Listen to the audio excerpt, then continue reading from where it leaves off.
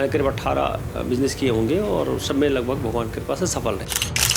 नेता का लिबास होता है कि जनता की सेवा करना। नेता का लिबास होता है कि लोगों को पहुँचा क्या पहन रखा क्या नहीं पहन रखा, इस पर हमको गौर भी नहीं करना चाहिए, न जनता गौर करना चाहिए न खुद को गौर।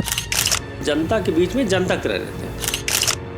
देखिए, राजनीति में हम कोई गोल लेकर थोड़ी ना है। हम बस राजनीति में पहले भी सेवा कर रहे थे, आज भी सेवा कर रहे हैं, अब सेवा बेहतर तरीके से कर पा रहे हैं। ये राजनीति पिछले 50 साल से लगातार लगभग 15 घंटा, कभी 13 हो जाएंगे कभी 18 घंटे हो जाएंगे, लगभग 15 घंटे हमारे पास पर डे में काम करता हूँ। एक भी दिन में रुका नहीं, न कभी रुके न कभी थके। ज़मीन के लिए, जल के लिए, जानवर के लिए, पर्यावरण के लिए लगातार काम करते हैं। मंत्रिमंडल का विस्तार हो रहा है, आप मंत्री बनने जा रहे हैं। यार ये तो तो हर साल 10-12 हज़ार बच्चों को मैं जॉब दिला देता हूँ, प्राइवेट जॉब। नमस्कार, मैं हूँ पीयूष मणि अवस्थी, आप देख रहे हैं इंडिया जंक्शन। इंडिया जंक्शन की खास मुलाकात में आज हमारे मेहमान हैं विधान परिषद सदस्य पवन सिंह चौहान, सीतापुर से एमएलसी हैं। राजनीति में तो सभी आना चाहते हैं, लेकिन राजनीति में आकर जनता के प्रति सेवाभारत सब करना चाहते हैं, लेकिन उनके लिए तैयारी उनकी कैसी होती है। राजनीति के दो पहलू होते हैं, एक तो राजनीति अपने लिए की जाती है, दूसरी राजनीति होती है जो लोगों के लिए की जाती है। तो आज हमारे साथ पवन सिंह चौहान हैं, हम इनसे जानेंगे। आज विधान परिषद सदस्य हैं, इनके आगे के क्या और प्लान हैं, राजनीति में आकर अब ये शिक्षा जगत में जो महारत हासिल कर चुके हैं और आगे चलकर लोगों के लिए इनके मन में क्या भाव है और क्या करना चाहते हैं। आज एक एक सवाल के जवाब हम इनसे आप तक पहुंचाएंगे। नमस्कार, बहुत बहुत स्वागत है आपका हमारे चैनल में। सबसे पहले तो नव वर्ष की बहुत बहुत शुभकामनाएं आपको। बहुत धन्यवाद, आपको बहुत शुभकामनाएं। सवाल है मेरा एक आपसे कि अगर आप नेता ना होते, अभी आप शिक्षा जगत में आपका एक बड़ा नाम है, और शिक्षा जगत में आने से पहले आपने कभी सोचा था कि आप शिक्षा जगत में आपका नाम होगा, उसके बाद में आप नेता भी बन जाएंगे? मैं दो चीज़ें बताना चाहूँगा। मुझको लगता है कि सर्विस सेक्टर का हमारा काम बचपन से रहा हो। बचपन मतलब होता है कि जब मैंने चाय की दुकान खोली तो वहाँ सर्विस सेक्टर था। लोग चाय पीते थे, साथ में को पानी पीते थे, अखबार भी पढ़ते थे, और कभी कभी गांव के लोग बुजुर्ग रहते थे, भैया पान लगवा लो, तो पान लगवा के देते थे उनको। तो वो मैं जो करेक्ट कर रहा हूँ तो लगता हमारा शुरुआत से सर्विस सेक्टर हमारा रहा है। इसलिए बहुत सारे मैं काम करता चला गया। मैं करीब 18 बिजनेस किए होंगे और सब में लगभग भगवान की कृपा से सफल रहे। तो सफलता की वजह से क्या होता है, कॉन्फिडेंस बना रहता है। और दो दुनिया में झंझावत होते हैं या डिप्रेशन का आदमी शिकार होता है, या वो कभी हमारे पास भगवान के पास नहीं आई। हाँ, उतार चढ़ाव जरूर है। उतार चढ़ाव ऐसे से आया कि मैं लगभग हमको लगता 3 बार मैं जीरो हुआ या जीरो से माइनस हुआ। जब मैंने 96 में अपना गांव छोड़ा था तो हमको लगता है उस वक्त हमारे पास 5,000 रुपये भी नहीं हुआ करते, तो वही 5,000 रुपये दूसरे उधार लेकर के मैं इसी जानकीपुरम में 1100 रुपये के किराए के मकान में भी रहा हूँ। तो वो भी परिस्थितियाँ दिन देखना पड़ा, और आज भगवान कृपा है कि आप देख रहे हैं कि अभी आपने कहा कि मैं चाय बेचता था, अभी आपने कहा मैं पान लगाता लगाता नहीं था। पान लोगों को पान ले जाके देते थे, कोई मांगता था कि पान ले आओ तो पान, मतलब एक छोटे लेवल पे भी आपने संघर्ष देखा है। तो आप ये बताइए मुझे, चाय बेचते थे आप, कहाँ पे दुकान थी आपकी? ये बख्शी तालाब थी। मैं चाय भी बेची, मैंने सब्जी भी बेची। हमारा जो कॉलेज खुला वो भी हमारे अपने गाँव में ही खुला है। तो मैंने चाय भी बेची है, सब्जी भी बेची है, परचून दुकान भी किया है, कपड़े दुकान भी किया है, हिंदुस्तान लीवर, लिप्टन, ब्रुकबांड एजेंसी में मैंने लिया है। तो कितने समय आपने चाय बेची, कितने समय आपने सब्जी बेची, कितने वक्त आपने ये जो काम, अच्छा फोटोग्राफी भी, तो ये सारे काम, अभी आपकी एज क्या हो रही है? एज हमारी 62 है। 62, सीनियर सिटीजन, लेकिन लगते तो है नहीं आप। बिल्कुल फिट हूँ। क्या व्यायाम करते हैं कि जिम करते हैं या रनिंग? मैं योगा करता हूँ, योग करता हूँ, सुबह उठ करके योग करता हूँ, और बड़े स्वस्थ सकारात्मक भाव से जिंदगी जीता। लेकिन एक सवाल है मेरा, आप नेता तो लगते नहीं हैं। नहीं, बिल्कुल कहे नहीं, ना कुर्ता है, ना पैजामा है, ना सदरी है। जब भी कभी विधानसभा में भी दिखते हैं तो आप ऐसे ही दिखते हैं, मतलब जहाँ भी दिखते हैं मैं देखता हूँ तो आप मुझे ऐसे ही मिलते हैं, तो लोग समझते थे बिजनेसमैन है। नेता के लक्षण दिखते नहीं आप। दो चीज़ें बताऊँ। जब हमारा बचपन से लगाव रहा है कि अच्छे काम करो, अच्छे काम, लिबास पर कोई फ़र्क नहीं पड़ने वाला है। नहीं, लिबास पहचान होती है। न पहचान मुझको नहीं लगता होती है। अगर वकील काला कोट ना पहने तो चीज़ें बता दूं, वकील के लिए कंपलसरी है कि उनके यूनिफॉर्म देखा जाए तो। हमारे बच्चों के लिए जैसे स्टूडेंट के लिए मैंने दे रखा है कि भाई ये आपको यूनिफॉर्म पहन कर आना है, तो सारे बच्चे स्टूडेंट पहन के आएंगे, ये प्रोटोकॉल में है। जो समाज के लिए काम करने वाले हैं, मैं लीडर्स के लिए बात करूंगा, लीडर्स कभी भी कोई लिबास के लिए पहचाना जाए ऐसा हमको नहीं लगता है। लेकिन नेता का लिबास तो सफ़ेद वस्त्र होता है। नेता का लिबास होता है कि जनता की सेवा करना। नेता का लिबास होता है कि लोगों को पहुँचाए, क्या पहन रखा क्या नहीं पहन रखा, इस पर हमको गौर भी नहीं करना चाहिए, न जनता गौर करना चाहिए, न खुद को गौर करना चाहिए। अटल बिहारी वाजपेयी जी ने अपने एक भाषण में कहा था कि नेता की पहचान सफ़ेद कुर्ता पैजामा। उस ज़माने की बात अलग थी, ठीक है। उस ज़माने में आज भी बहुधा लोग पहनते हैं, इसलिए लोग मान लिए हैं कि नेता के इसलिए ये कुर्ता पैजामा पहनाया जाता है ताकि वो कंफर्ट जोन में रहे। आदमी जो जिस भाव में रहता है वो कंफर्ट जोन में जिसमें महसूस करता है उसको कंफर्ट जोन में काम करना चाहिए मेरे हिसाब से। एजुकेशन सेक्टर में अगर मैं जुड़ा हुआ हूँ तो हमारे पास आज 16,000 बच्चे हैं। 16,000 बच्चे हैं तो उनके बीच में जब मैं रहता हूँ तो उनके बीच में एक just like a professor, just like a teacher, just like a guardian, just like a chairman, तो उस भाव में रहता हूँ। तो होता कि वो जो भाव होते हैं ना वो कनेक्ट करने के थोड़ा आसान भी रहते हैं। और जब जनता के बीच पहुंचते हैं, गांव में, गलियारे में, तभी वो बड़ा हमको जिस भाव में पढ़ने देखते हैं और उनको बड़ा अच्छा लगता है कि हमारा नेता पढ़ा लिखा है हमारा नेता एजुकेटेड है और हमारा नेता हम तक पहुँचता है, वो हमारे जैसा है। हम कुर्ता पहन लेंगे तो हम 100 में अलग हो जाएंगे।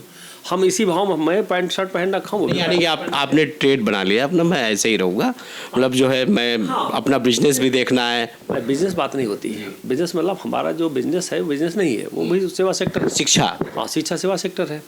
दूसरा जो होता है कि हम जनता के बीच में जनता की तरह रहते हैं, तो उनको भी आनंद आता है, उनको लगता है नहीं ठीक है हमारी तरह, हम बगल में बैठ गए, फ़ोटो खिंचा लिया, ये कर लिया, ये बैठ बतिया लिया आराम से, तो हमको लगता है कि अभी तक इसका कोई फर्क नहीं पड़ा। अच्छा, आपके संस्थान में कितने बच्चे पढ़ते हैं? 16,000, 16,000 बच्चों में कितने ऐसे बच्चे हैं जो निःशुल्क पढ़ाई करते हैं? बहुत सारे बच्चे, एक दो क्या, हमारे हमको लगता है कि 30% बच्चे होंगे जो उनका 30% का 70% बच्चे होंगे जिनको मैंने फीस कम कर रखा है। अच्छा, फीस आपने कम? 70% होंगे ऐसे। पूरे प्रदेश से बच्चे हैं? हाँ, पूरे प्रदेश से, और पूरे प्रदेश से नहीं, केवल 4 स्टेट के बच्चे होंगे। और हमारे जैसे एसआर ग्लोबल स्कूल है तो वहाँ पर करीब 9,000 बच्चे हैं, और 9,000 बच्चे एटलीस्ट सराउंडिंग जैसे नैमिषारण से आते हैं बच्चे, सीतापुर से या बिस्वा या SGPGI या चनाट से। कहाँ हमारा स्कूल है, कहाँ at least one side 75 kilometre, up and down 150 kilometre, 150 kilometre जरूर पढ़ने आता है। तो ये ऐसे बच्चे हमारे हैं। अच्छा, एक राजनीति में आप आ गए, राजनीति में आपका गोल क्या है? देखिए, राजनीति में हम कोई गोल लेकर थोड़ी ना है, हम बस राजनीति में पहले भी सेवा कर रहे थे, आज भी सेवा कर रहे हैं, अब सेवा बेहतर तरीके से कर पा रहे हैं। ये राजनीतिक है कि हमें राजनीति में आऊँगा तो लोगों की सेवा बेहतर तरीके से हो सकती है, उनको अच्छे से न्याय दिला पाएंगे, उनको अच्छे से सपोर्ट कर पाएंगे, उनके अच्छे से मदद कर पाएंगे।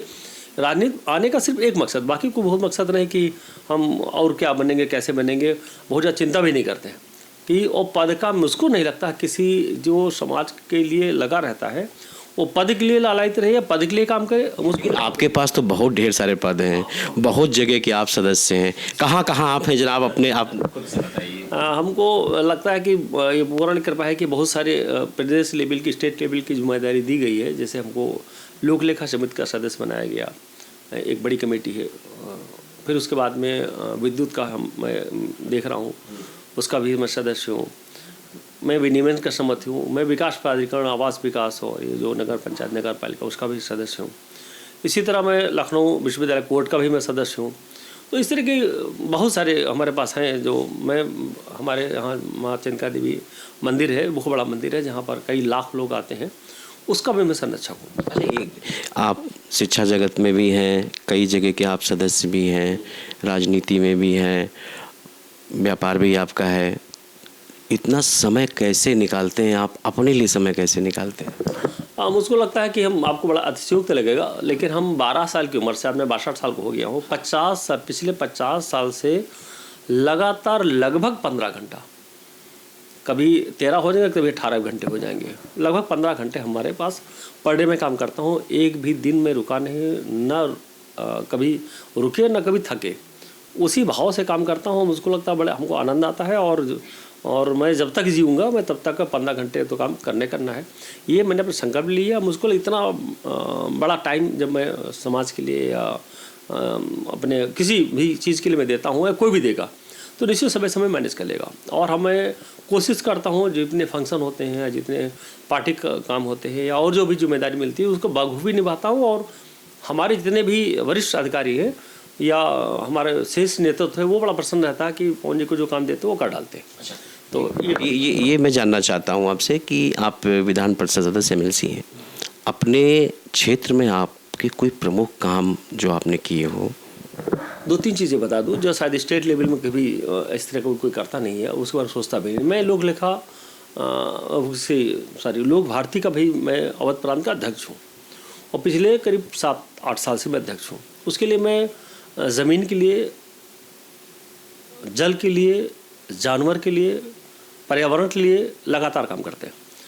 मैं अपने यहाँ सीतापुर डिस्ट्रिक्ट में नैमी सारण के बगल में करीब 22 तालाब खुदवाए हैं। जो तालाब, एक तालाब कम से कम 5 एकड़ लगा करके और 25 एकड़ तक है, मतलब 25 बीघे से लगा के 100 बीघे तक है और 2 झीलें खुदवाई हैं। तो ये लगातार मैं काम किया जो बगैर सरकारी किसी पैसे से वो अपने के द्वारा मैंने पहल किया, सारा समाज लग करके उसमें कंट्रीब्यूट किया। और ये है कि मैक्सिमम हमारा ही रहा और बाकी लोग सब लगे रहे। तो ये जो 22 तालाब खुद गया भाई साहब, तो वहाँ का पानी की समस्या ख़त्म हो गई सैकड़ों साल के लिए। इतना ज़्यादा पानी जल संचय हो जाएगा और सैकड़ों साल तक पानी की अब समस्या उस क्षेत्र में नहीं रहेगी और न वाटर लेवल डाउन जाएगा। ये आपका प्रमुख ये बड़ा काम रहा। और दूसरा काम, मैंने बहुत सारे काम किए हैं, बाकी सरकारी से काम किए वो उसका कोई मतलब नहीं रखता। अभी जैसे मैंने हरशंकरी सरकार के द्वारा आया था कि एक डिस्ट्रिक्ट में 75 हरशंकरी लग जाए जो पेड़ होते हैं, पीपल, पाकड़, बरगद, तो पर्याप्त होंगे। तो मैंने भाई साहब हमारे यहाँ जितनी ग्राम पंचायत है लगभग 2800 ग्राम पंचायतों में करीब मैंने ये हरशंकरी पेड़ का विद थाला कौन सा, वो भी ईंटे वाला, ब्रिक्स वाला, क्योंकि 1 मीटर व्यास में लगता है, तो ब्रिक्स वाला थाला बनवा करके एक ही दिन में मैं सारी ग्राम पंचायतों में जितनी हमारे ग्राम पंचायतें हैं मैं सब लगवाया। तो ये एक बड़े काम है, क्योंकि जो वहाँ पर ये हरशंकरी लग जाएगा उस गांव का वाटर लेवल नहीं डाउन होगा। उस गांव में जो चिड़िया हैं या जो छोटे छोटे पक्षी हैं वो सारे सब उसी में झुंड बना के रहेंगे। और इसकी जो एज होती है वो सैकड़ों साल, कई साल, हजारों बरगद, हाँ पूरी परबल जब 1 साल लग जाते हैं तो उसकी एक गुणवत्ता, उसकी क्वालिटी बढ़ जाती है। तो एक पेड़, एक हरशंकरी पूरे गांव को ऑक्सीजन देने के लिए पर्याप्त है। जल संचयन लगभग 150 मीटर सराउंडिंग नीचे वो पाउंड बना लेता है और जल संचयन भी कर लेता है। अच्छा, मंत्रिमंडल का विस्तार हो रहा है, आप मंत्री बनने जा रहे हैं? यार ये तो ऐसा कैसे? मैं सवाल तो मेरा सवाल इसलिए है क्योंकि मैं उड़ती खबर है इसलिए। तो ऐसा नहीं है बिल्कुल। क्या ये सच है? नहीं, बिल्कुल नहीं है, ये हमको नहीं लगता बिल्कुल कहीं से दूर तक नहीं। ये हम वाला की बात है, कहाँ से आपने सुना, क्या सुना? और अगर बन गए तो?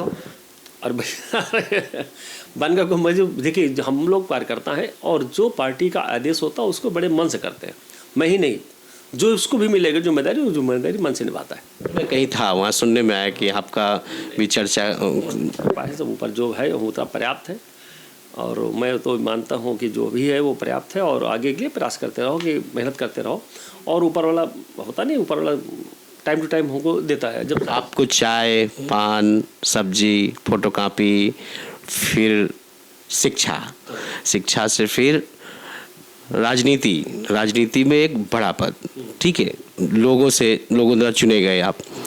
अब इसके आगे आपकी रेल चली रही है। अभी हमारा विश्वविद्यालय हो गया है। मैं बता दूं, विश्वविद्यालय होने के बाद में क्या होता है कि मैं वैसे एक बड़ा काम करता हूं, मैं बता ही दूं आपको। मैं 10-12 हज़ार बच्चों को जो बाहरी हमारे कॉलेज से नहीं निकले हुए हैं, अदरवाइज़ कई डिस्ट्रिक्ट के मैं जहाँ जाता हूँ खुले मन से बोलता हूँ, जो बच्चा या बच्ची पढ़ी लिखी है उसको नौकरी चाहिए, जॉब चाहिए, तो मैं जॉब दिलाता हूँ। तो हर साल 10-12 हज़ार बच्चों को मैं जॉब दिला देता हूँ, प्राइवेट जॉब और शानदार जॉब। जो बच्चा जिस काबिलियत है, उसका टैलेंट है, उस टैलेंट के अकॉर्डिंग जॉब दिला देता हूँ ऑल ओवर इंडिया, जहाँ जॉब करना चाहता है। और आज भी जॉब की कोई कमी नहीं है। हकीकत में अभी आपको भी पता होगा, एक घर में अच्छे प्लम्बर चाहिए, अच्छा इलेक्ट्रीशियन चाहिए, नहीं मिलेगा। ये स्थितियाँ हैं। इसी तरह जो बड़ी बड़ी कंपनियाँ, उनको भी वो बच्चे नहीं मिल पा रहे हैं। तो लोग कहते हैं कि जॉब नहीं, जॉब भरी पड़ी है। उपयुक्त आदमी नहीं मिल पा रहे हैं, सीखना नहीं चाहते, ये बड़ी समस्या है। तो इसके लिए भी मैं एक स्किल डेवलपमेंट को बड़ा काम करने जा रहा हूँ। हमारे 19 ब्लॉक है, 19 के 19 ब्लॉक में एक मैं स्किल के लिए, कौशल विकास के लिए काम करूँगा, जो 3 महीने से लेकर के 6 महीने की ट्रेनिंग होगी और तुरंत जॉब दिलाएंगे। तो हर ब्लॉक में मैं कोशिश करूँगा कि इलेक्ट्रीशियन हो गया, प्लम्बर हो गया, कारपेंटर हो गया, ब्यूटिशियन हो गया, इस तरह के जो छोटे छोटे है, बाल काटने को हो गया, इसको मैं ट्रेनिंग दिलाऊँ। ये आपका सरल स्वभाव जो है बहुत ही सिंपल बोल सकते हैं। आप ये स्वभाव क्या बचपन से संस्कारों में चला आया या बीच में स्वभाव आपने बदल लिया अपना? 2 चीज़ें बता दूँ। जैसे मैंने 25 साल लगातार सत्संग किया, निश्चित है 25 साल अनवरत, मैंने एक भी दिन अब्सेंट नहीं हुआ। तो क्या होता है कि जब 25 साल तक अब किसी भी अच्छी पुस्तक, अच्छे सत्संग और अच्छे व्यक्तियों से आप जुड़े रहेंगे तो स्वभावतः आपके अंदर एक पेशेंस लेवल बढ़ जाता है। अमीरी गरीबी का जो अंतर होता है वो कम पड़ जाता है। सुख और दुख का जो एक डिफरेंस होता है वो कम पड़ जाएगा कि थोड़ा सा मिल गया बहुत खुशी हो गए, थोड़ा सा नुकसान हो गया तो बहुत दुखी हो गए। मेरा मानना है कि हर बुरे दिन को आपने इग्नोर किया। हाँ, इन्हें इग्नोर क्या मैं कहा जाए कि हमको बुरा दिन लगा ही नहीं, हम उसको मालिक की व्यवस्था मान करके कभी उतार हुआ तो आपने उसको स्वीकार किया कि ये ऊपर वाले की इच्छा है, वो जो करेगा अच्छा ही करेगा, बुरा कर ही नहीं सकता। शुद्ध भाषा में हमारे मानवीय स्वभाव में बुरा लगता है कि हमारे साथ ये गलत हो रहा, हमारे साथ ये गलत हो रहा। जब डाट कनेक्ट करेंगे तब आपको लगेगा नहीं यार वो उस वक्त के लिए भी ठीक था, अगर वो गलत ना होता या वो बुरा ना होता तो आज ये अच्छा ना होता। अच्छा, कोई ऐसी बात जो आज तक आप भूले नहीं, कोई बहुत पुरानी बात जो आज तक आपके साथ चल रही है, कोई बहुत बड़ा हादसा जो आपने तब सोचने पे मजबूर कर दिया हो, जो आज तक आपके पीछे पीछे चल रहा हो? मुझको लगता है कि आज मैं जिस परिवेश में, जैसे इसी कॉलोनी में आप बैठे हुए हैं, जब कभी 1100 रुपये किराए के मकान रहते थे, आज इसी कॉलोनी में मकान सब ठीक ठाक मकान है और बढ़िया व्यवस्था है, देख ही रहे। तो होता क्या है कि ये कभी मैंने कल्पना भी नहीं किया था। तो मुझको लगता है हर पल को मैं एंजॉय करता हूँ और हर, जैसे आप बता रहे हैं कि चाहे कोई हादसा हो या चाहे कोई ऐसी कोई अनहोनी या होनी हो, उसको कैसे याद करें, मुझको तो हर पल एक नया उत्साह या उमंग के साथ में ज़िंदगी जीता हूँ। और ऐसी घटना जो हम बताते या कि जो घटना कभी हमको बुरा लगा या बुरा लगी थी और वाकई बहुत बुरा लगी थी, लेकिन आज वो लगता है कि वो सब ज़रूरी थी आज के परिवेश में पहुँचने के लिए। तो मनुष्य को, मुझको लगता है कि उन सारी चीज़ों को स्वीकार करना चाहिए बड़े मन से। हम लोग कर नहीं पाते हैं, हम लोग विचलित हो जाते हैं कि अरे हमारे साथ ही भगवान गलत क्यों कर रहे हैं। लेकिन भगवान जो कर रहा है सही कर रहा है, कहीं ना कहीं उसकी बड़ी निगाहें होती हैं। हमारी निगाहें कितनी होंगी, किलोमीटर, 2 किलोमीटर, 3 किलोमीटर तक होगी, उसकी निगाहें हज़ारों किलोमीटर का पूरी ज़िंदगी भर के लिए देख रहा हो। उसके पास तो हाँ, सुपर कंप्यूटर, तो उसके हिसाब से जो करता है सही करता है। इसलिए हमको बहुत ज़्यादा ज़िंदगी में बहुत ज़्यादा एक्साइटमेंट भी नहीं आया, बहुत ज़्यादा हम हतोत्साहित भी नहीं हुए। एक समभाव से ज़िंदगी जीता हूँ और हमको लगता है सबसे बड़ी हम पर भगवान की यही कृपा है कि हमारे अंदर समभाव आ गया है, वो उसको एंजॉय करता हूँ।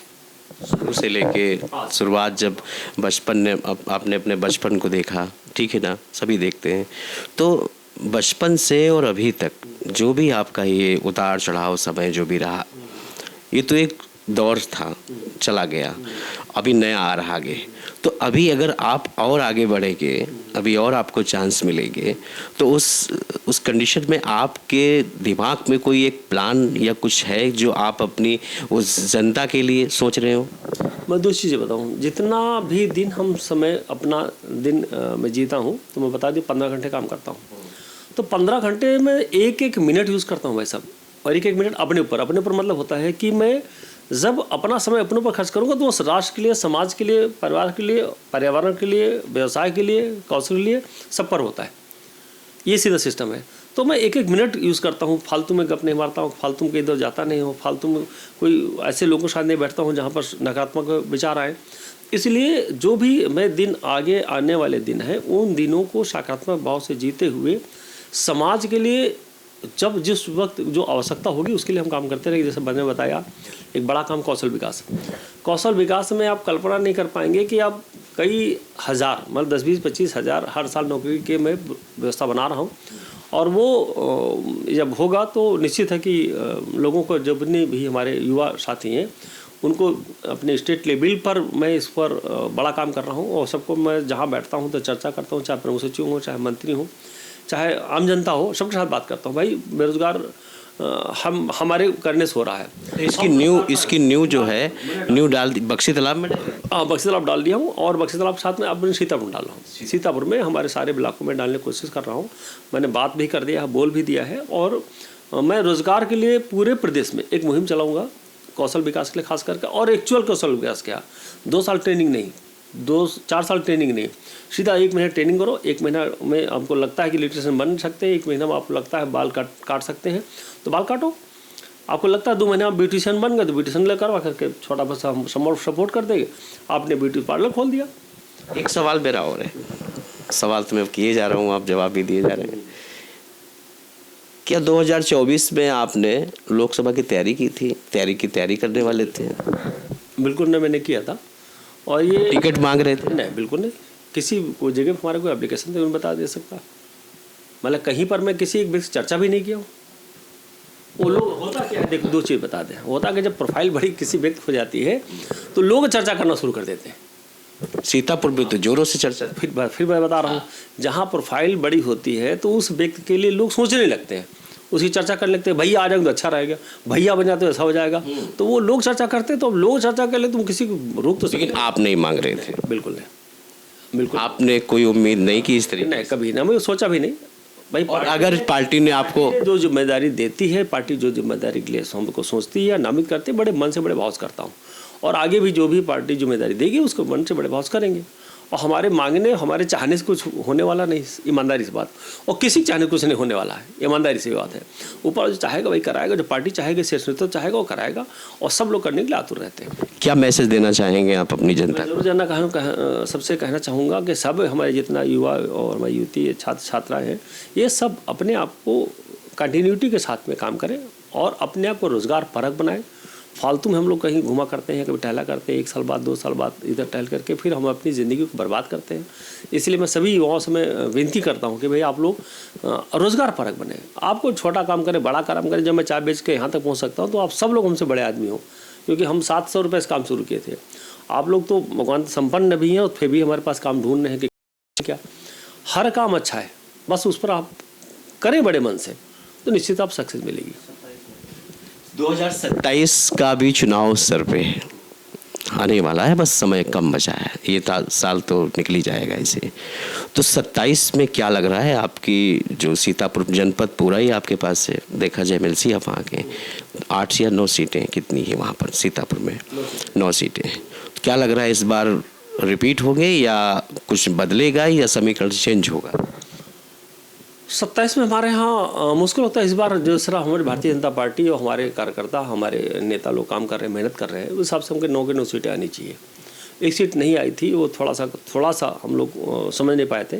लहरपुर? हाँ, लहरपुर। समर्थन तो पूरा था, दिख भी रहा था कि हमारी सीट मिल जाएगी, क्योंकि इसके पहले हमारे विधायक जी सुनील वर्मा जी ने एक बड़ा कार्यक्रम किया था।